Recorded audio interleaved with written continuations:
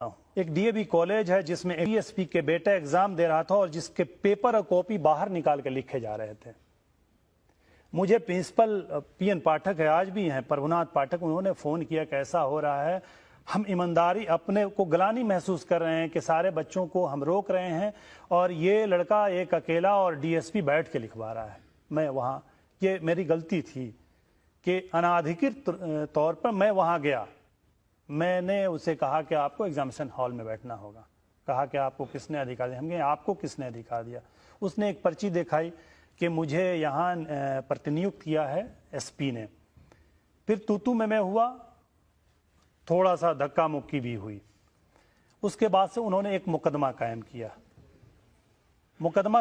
ये जो फैक्ट है, जो सच्चाई है, आप भी पता लगाएंगे, ये कमीशन में बातें हैं और कमीशन में आई है ये बातें। उसके बाद से ये बस एक एग्जामिनेशन में एक अधिकारी के बेटे के कदाचार को रोकने के लिए ये तमाम घटनाएं। अगर ये तो बता दीजिए कि क्यों सारे पुलिस अफसर, सारे डीएम आपके पीछे पड़ जाते हैं? देखिए, उन शब्दों का मैं प्रयोग इस अदालत में नहीं करना चाह रहा था।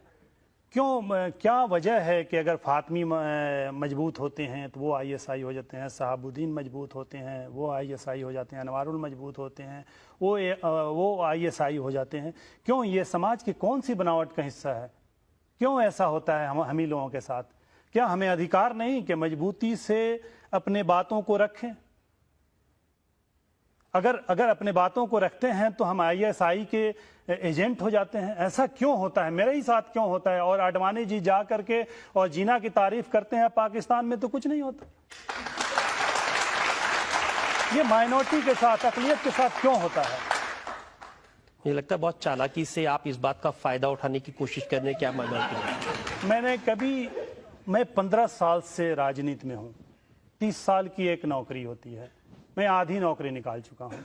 मुझे किसी चालाकी की आवश्यकता नहीं है, लेकिन आपने अवसर दिया है मुझे अपनी पैरवी करने की। आज मुझे अवसर मिला है तो मुझे ये हक भी हासिल, अगर इस अवसर के साथ कोर्ट अगर परमिशन देता है खुद से पैरवी करने की, तो उसके साथ साथ ये हक देता है कि बड़े सफाई से अच्छे और बुरे दोनों पक्ष को अपने मैं रखूं, और मैं रखने की कोशिश कर रहा हूं। आपको पूरा हक है। बड़े बड़े पुलिस अफसर हैं जिनका शायद आपने तबादला करा दिया या जिनको नौकरी से हटवा दिया।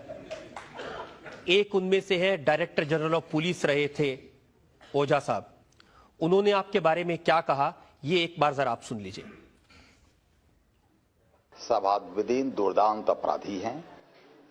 हत्या, डकैती, किडनैपिंग, कोई भी इस तरह का सबसे बड़ा से बड़ा अपराध नहीं है जिसका निर्देशन वो नहीं करते हैं या जिसमें खुद भाग उन्होंने ले दिया है। आईएसआई के एजेंट हैं, इसका प्रमाण है। आज सीबीआई भी कह रही है, हमने अपने रिपोर्ट में लिखा था, आज सीबीआई भी कह रही है। इस तरह का प्रमाण दिल्ली पुलिस के सामने आया था कि अलकायदा से उनका कनेक्शन है, अलकायदा से और कश्मीर टेररिस्ट से उनको AK-47 और आर्म्स मिलता है।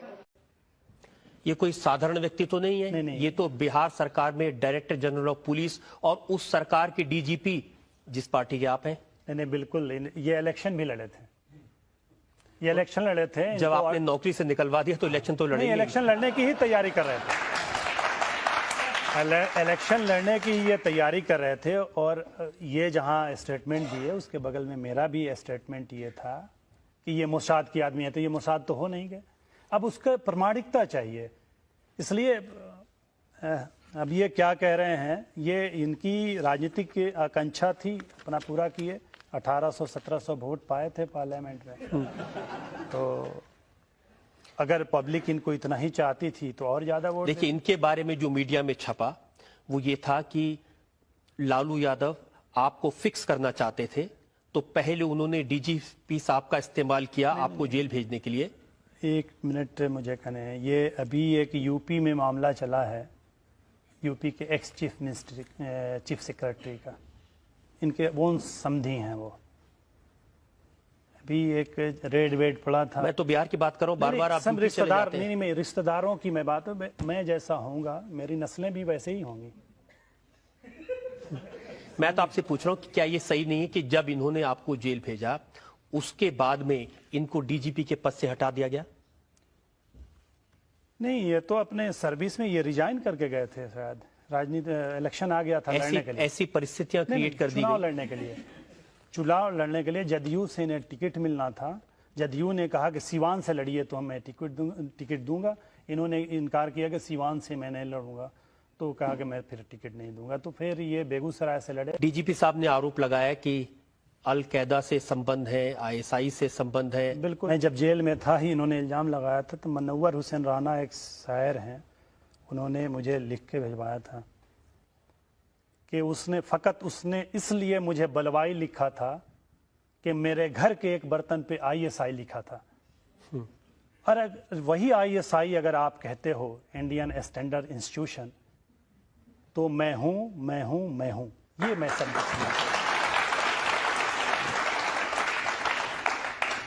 7 फरवरी 1999 को हिजबुल मुजाहिदीन के एक आतंकवादी मुश्ताक अहमद आगा गिरफ्तार किए गए थे और उन्होंने स्वीकार किया कि वो आपको अच्छी तरह जानते हैं और आपकी आतंकवादी संगठनों के लोगों से भेंट कराते थे। अभी ये स्टेटमेंट ना मुझे किसी ने पूछा, अगर आप आज पूछ रहे हैं तो मैंने कश्मीर में कम से कम 500 बच्चों को मैंने अपने दायरे से, मैंने अपने इंस्टीट्यूशन से डॉक्टर बनाया है। तो 500 फैमिली को तो मैं व्यक्तिगत जानता हूं और आज भी मैं उनके यहाँ जाता हूं, कल भी जाऊंगा और कल भी जाता था। तो मैंने कहा कि जो मेरे रिश्ते पुराने जो पहले के थे वो आज भी हैं। तो ये 500 को मैं डॉक्टर, 500 फैमिली को कोई हिजबुल मुजाहिदीन का कमांडर हो? नहीं, बहुत सारे ऐसे होते हैं कि जो डीयू में प्रोफेसर होते हैं, उनके यहाँ कोई और बात निकल जाती है। तो उसकी कोई डीयू में प्रोफेसर थे और उनके यहाँ निकल गई कि ये किसी और से, हमारे पार्लियामेंट पे जो अटैक हुआ था उनसे रिश्ते निकल गए, तो वो मैटर उस मैटर पे मैं नहीं जाना चाहता। आपसे रिश्ते हैं क्या नहीं है? ये हमारे 500 फैमिली को मैंने 500 लड़कों को डॉक्टर बनाया है और 500 फैमिली को मैं जानता हूँ। उस 500 में कौन और कितने मुस्ताक हैं मैं कैसे बता सकता हूँ। लेकिन 500 डॉक्टर बनाते बनाते अगर आपने एक भी आतंकवादी बना दिया तो देश का तो नुकसान होगा। बिल्कुल आपने सही कहा। मैं पहला आदमी होऊंगा कि जब हमारे यहाँ वार चल रहे थे, इसको कारगिल कहते थे, मेरे पास उसकी परमानेंट राष्ट्रपति की चिट्ठी है, तो मैंने मिल करके रिप्रेजेंटेशन दिया था कि मैं एनसीसी ट्रेंड हूँ, स्कूल में कॉलेज में मैं बंदूक चला सकता हूँ। मैं पहला पार्लियामेंट्रियन होऊंगा जिसने कहा था कि हमें भी मौका दिया जाए। मैं चाहता हूं कि सरहद, मैं अगर मरूं तो सरहद पे मरूं। और मेरे पास उनकी चिट्ठी है, उनके जवाब की चिट्ठी भी मेरे पास है। लेकिन मेरे पास भी एक चिट्ठी है जिसमें लिखा है कि शाहबुद्दीन साहब श्रीनगर गए थे, उन्होंने मुश्ताक के घर में हिजबुल के कुपवाड़ा के प्रमंडलीय कमांडर फारूक मीरथल से मुलाकात की थी और उन्होंने कहा था कि आपको आत्मरक्षा के लिए अस्त्रों शस्त्रों की आवश्यकता है। आगा ने स्वीकार किया कि 2001 में उसने एक बार फिर से घातक हथियारों की खेप शाहबुद्दीन तक पहुंचाई थी और इस बार AK-47 पिस्टल्स और कारतूस फलों की पेटी में भरकर भेजे थे। नहीं, मेरे पास तो अपने राइफल के सिवा कोई असलाह नहीं कभी रहा। लेकिन ये खबरें तो मैगजीन्स में, अखबारों में छपी थी, आपने कभी डिनाई नहीं किया? नहीं, हमसे किसी ने पूछा नहीं। मैं बहुत बार इस अदालत की नोटिस गई, तब बड़े मुश्किल से मैं आया हूँ। तो जब तक हमें पूछेंगे नहीं, अरे बगैर पूछे तो हम ईश्वर के यहाँ नहीं जाते हैं, किसी और के यहाँ क्यों जाएं।